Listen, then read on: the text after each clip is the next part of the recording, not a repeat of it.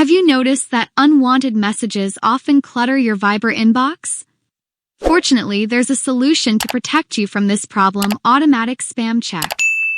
This feature uses smart algorithms to analyze messages from unknown numbers and automatically marks or blocks those identified as spam. In this way, the app cleans your inbox of promotional offers, scams, and other unwanted content.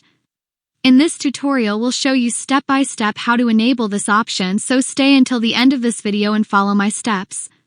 First, locate and open your Viber app. Once you're in the Viber app, tap the three dots in the bottom right corner of the screen. This will open the menu with various options. In the menu that appears, select Settings. When you're on the Viber settings page, you'll see several options.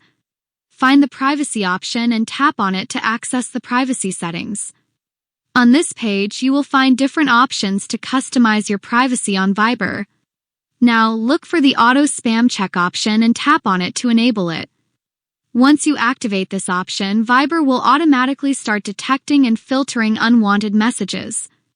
All messages identified as spam will either be blocked or moved to a separate section, keeping your main inbox clean and organized. And that's it for this video. I hope you found this video helpful.